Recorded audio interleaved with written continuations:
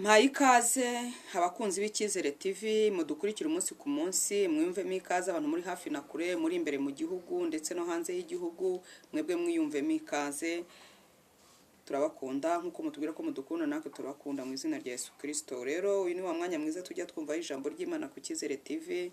Iyo tugiye kumva ijambo ry'Imana turanza tugasenga Imana, hanyuma twamara gusenga tugasoma ijambo ry'Imana, umwuka wera akarushaho gusobanura uko twebwe abana abantu twasobanura. Kadusenge. Uwiteka Mana Nyiringabo, Imana y'icyubahiro cyinshi, Imana y'urukundo rwinshi, turagushimiye. Twebwe ibibumbano by'intoki zawe, twebwe abantu wiremeye, wakuye mu bise by'amaraso yawe, turagushimiye. Twebwe tugenda bikemera, twebwe duhumeka umwuka w'abazima, twebwe tutari mu bitaro, turagushimiye. Kandi n'abari mu bitaro bagihumeka umwuka w'abazima nabo baragushimiye. Nushimwe. Turagushimiye ko batwongereye iminsi yo kubaho. Abagabo n'abagore, abakobwa n'abasore, abana batoya, turagushimiye ko watanze ingabo nyinshi zigapfa ku bwacu. Icyubahiro ni icyawe. Tugiye kumva rero ijambo ry'Imana ku Cyizere TV. Urivuga ntaba ari njyewe, reka mvuge mvugishijwe nawe. Ngende umuntu buntu inyama n'amaraso, ariko Uwiteka Nyiringabo Imana, reka umwuka wera w'Imana ayururuke avugire muri twe mu izina rya Yesu.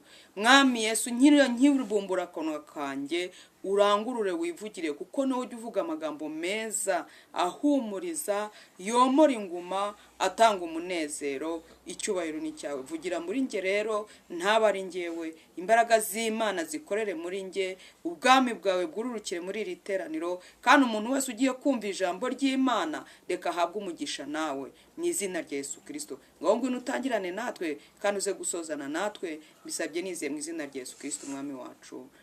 Amen. Hanyuma rero ngiye kwibwira abantu baya baje ku Cyizere TV ari ubwa mbere. Amazina yanjye ni Muhongerwa Grace, ndi umubyeyi ushima Imana, ibindi Yesu aduhana umugisha, nkunda Imana n'abantu bayo.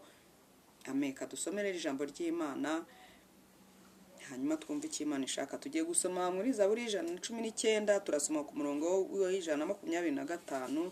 Reka dusome mu izina rya Yesu Kristo, twumve icyo Imana idushakaho muri iyi minsi ya none, muri ibihe bitoroshye. Reka dusome mu izina rya Yesu. Umurongo wa 125 atubwira ngo, ndi umugaragu wawe umpa ubwenge. Ndi umugaragu wawe umpa ubwenge, ngo kugira ngo menye ibyo wahamije. Igihe gikwiriye cyo gukora k'Uwiteka kirasohoye. Haleluya. Kuko bahinduye ubusa amategeko yawe. Nicyo gituma nkunda ibyo wategetse. Haleluya.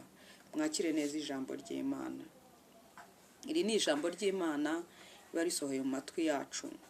Kandi ijambo ry'Imana burya nibwo buhanuzi butavangiye, kuruta uko wahura n'umuntu akaba yaguhanura ati Imana iravuze ngo. Ariko ijambo ry'Imana nibwo buhanuzi butavangiye, ibindi Yesu aduhana umugisha. Ngo ndi umugaragu wawe umpa ubwenge, kugira ngo menye ibyo wahamije. Muri ibihe bikomeye, muri iyi minsi turimo, ni ibihe bikomeye. Ni ibihe bisaba ko yuko tugenda nk'abanyabwenge. Ngo njyewe umugaragu wawe, ngo ndi umugaragu wawe umpa ubwenge. Birakwiye ko muri iyi minsi ugenda ufite ubwenge bw'Imana, kuko ubwenge bw'Imana nibwo buboneye. Ndi umugaragu wawe, ndi imbata yawe Mana, umpa ubwenge kugira ngo mbashe kugenda muri iyi minsi ndi umunyabwenge. Mbashe kugenda muri ibihe ndi umunyabwenge, mfite ubwenge bw'Imana, kuko ubwenge bw'Imana nibwo buboneye. Imana idufashe kandi tugirire neza. Ngo kugira ngo menye ibyo wahamije. Iyo umuntu afite ubwenge bw'Imana amenya amategeko y'Imana. Imana iduha ubwenge rero muri ibihe bikomeye. Imana iduha ubwenge muri iyi minsi Satani arimo gukora ku mugaragaro. Imana iduha ubwenge muri iyi minsi ibintu bikomeye bisaba kugira ngo umuntu agende afite ubwenge, tuyoborwe n'ubwenge bw'Imana, tuyoborwe n'umwuka wera w'Imana.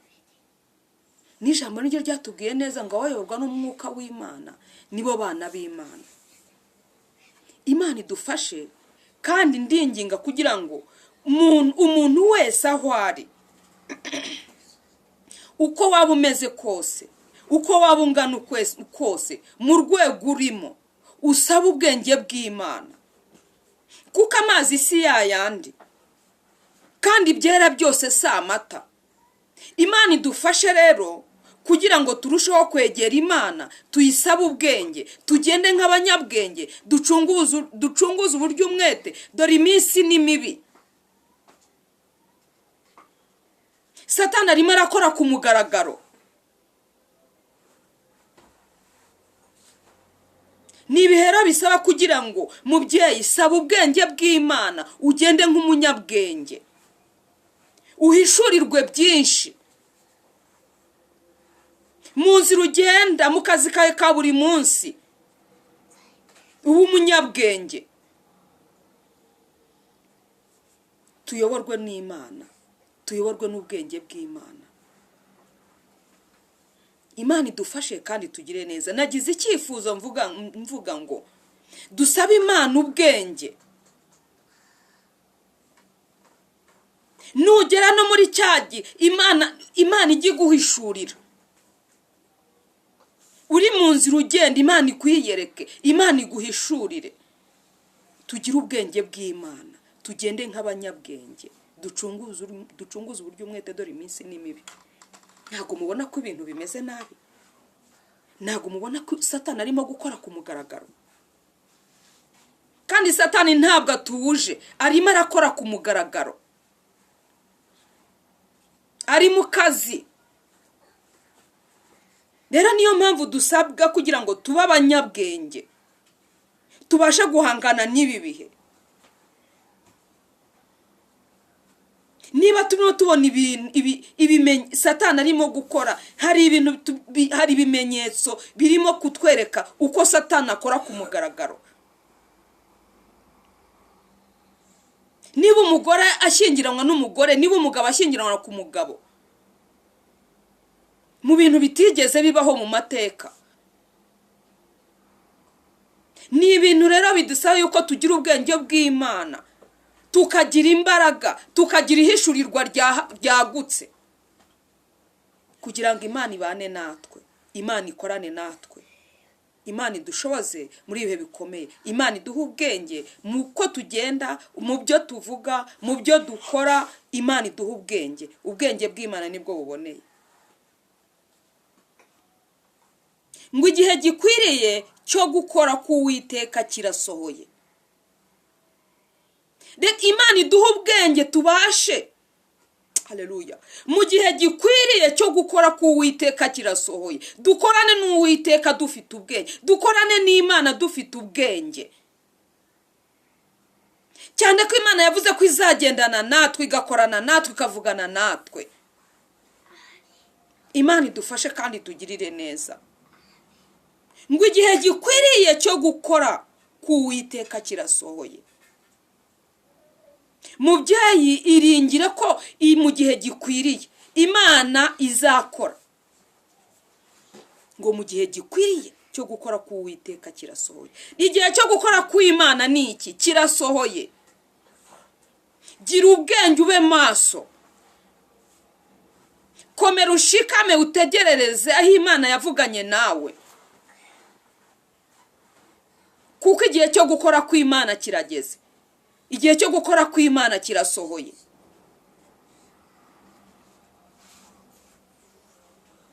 Numvaga iryo jambo ry'Imana ryo nabazanira muri uyu munsi, kugira ngo utegereze aho Imana yavuganiye nawe. Tegereza, igihe cyo gukora kirageze, igihe cyo gukora kirasohoye. Aho Imana yavuganiye nawe, tegereza. Tegereza wihanganye.